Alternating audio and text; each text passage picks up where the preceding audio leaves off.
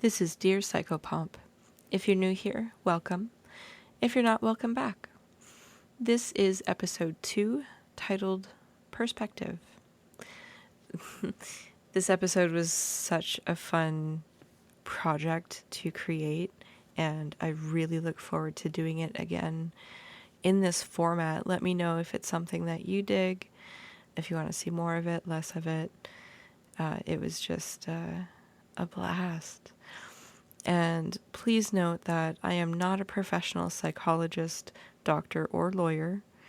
The information and discussions shared on this podcast are intended for informational purposes only, and they are not a substitute for professional advice, diagnosis, or treatment.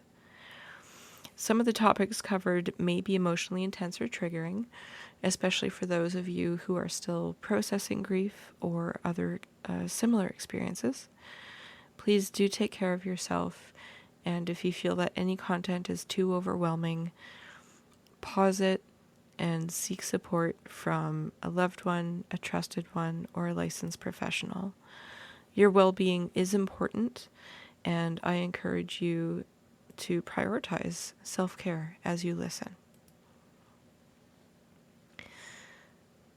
Imagine, if you will, the grand parade of life stretching across time, like an endless river winding through millennia, carving the very land of existence as we know it.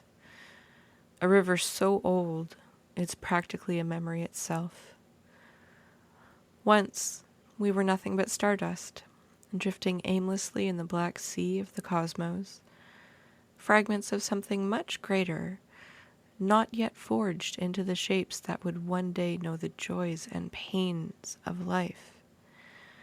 The first flicker of life ignited in the primordial soup, bubbling with possibilities, waiting for that first spark of energy to kickstart the show, that mesmerizing dance of creation. And so life began.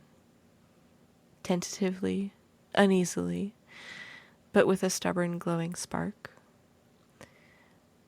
Then came the giants, the dinosaurs towering above the earth like ancient titans, their great feet shaking the ground with every step, their roars echoing across the centuries. They reigned for millions of years, with their shadows casting long over the land unchallenged, until the great meteorite struck, a cataclysmic force that shattered the earth and ended their rule in an instant. Gone were the mighty creatures, lost in the dust of a changing world.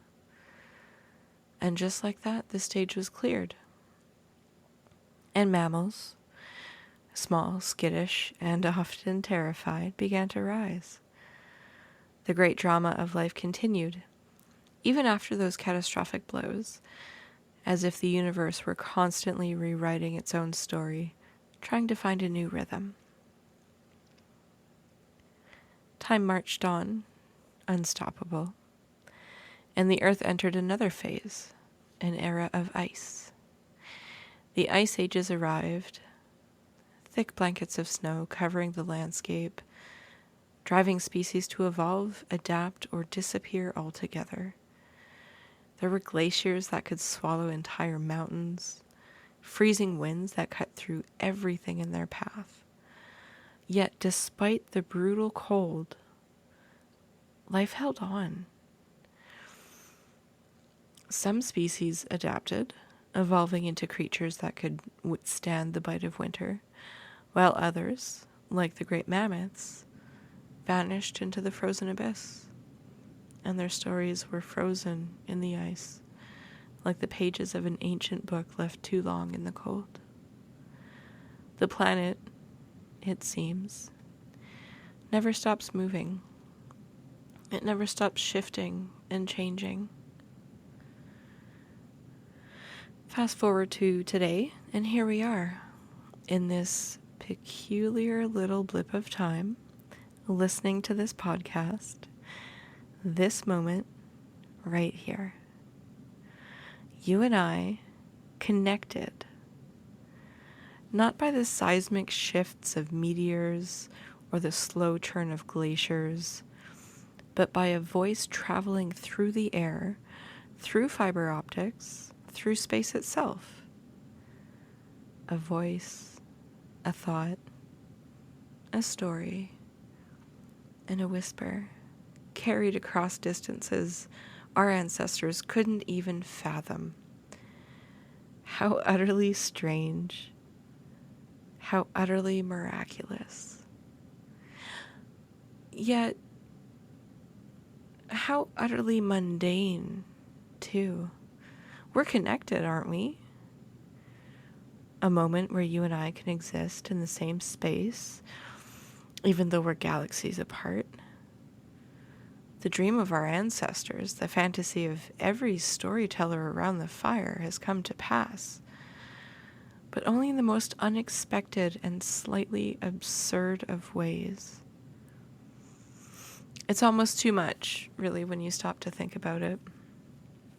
Our ancestors in Israel left us a fossil, specifically an upper jawbone, initially dated to approximately 150,000 years ago. However, because science rules, more recent analyses have revised its age between 177,000 and 194,000 years, making it one of the oldest known fossils of Homo sapiens outside of Africa. To be the person who found that, oh man. I think of them and I wonder, and I think of what their lives were like, shaped by the sharp bite of winter or the rage of a meteor strike. They never would have imagined that us, these frail creatures of the future, would spend our days chasing after a dream that had little to do with survival. We're no longer focused on the raw struggle of existence. We are now consumed by something else entirely. The relentless pursuit of comfort, wealth, and status. We've become masters at keeping up with the Joneses, striving for more, always more. Newer cars, bigger houses, the latest gadgets. We've arrived at a point where the dream is no longer survival, but excess. We've built ourselves into a society that measures its success in things and distractions, always racing to the next milestone, but somehow we keep forgetting to look up at the stars. The irony is we're so consumed by the chase that we forget where we've come from. Just for a moment, think back before the malls, before the phones, if you can. If you're too young for that, then I'm sorry that this world has been cruel to you. Before all the things that divided us now. So picture the first humans gathered around a fire, telling stories of survival, of the hunt, of the world they didn't understand but were determined to conquer.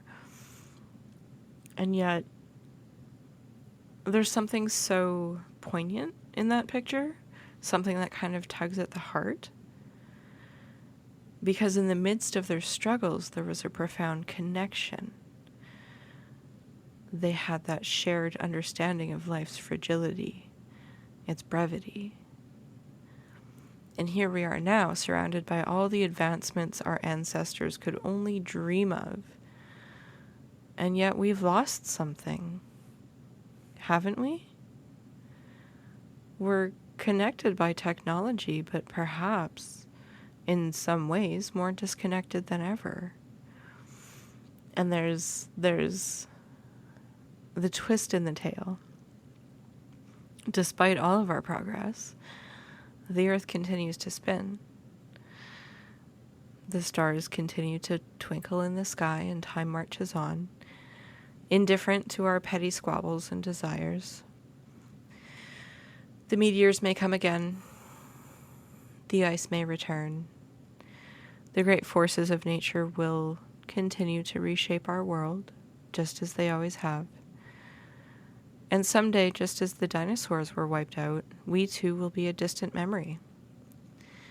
The problem is we've spent so much time trying to keep up with the Joneses, racing forward and adding more stuff to our lives, that we've forgotten how to savor the moment. We've forgotten that for all the progress we've made, we're still just fleeting notes in the vast cosmic song of life.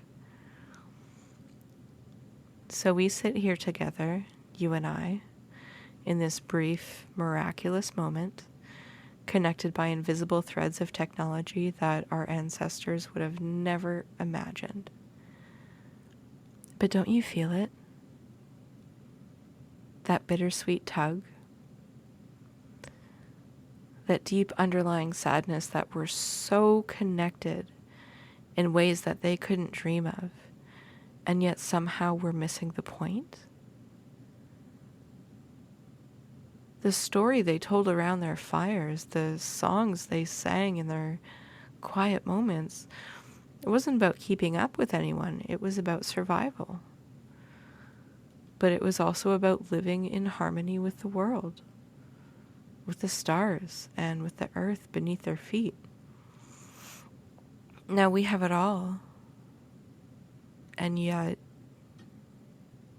the noise is deafening, isn't it? The world is so loud, and we're still trying to figure out how to truly listen. So here we are, caught between the awe of everything we've achieved and the sadness of forgetting why we're here in the first place. Maybe in the end it's not about the things we chase or the dreams we're told to follow. Maybe it's about the quiet moments we share, like this one, where we pause and remember, in the grand, long march of time, we are but a brief note in a cosmic symphony. And maybe, just maybe, that's enough. Death really isn't a secret. Let's talk about it. You can find me on social media as DearPsychopomp or by email at contact@DearPsychopomp.com. Thanks for tuning in for this episode number 2. Stay tuned for our next episode where we have a special guest.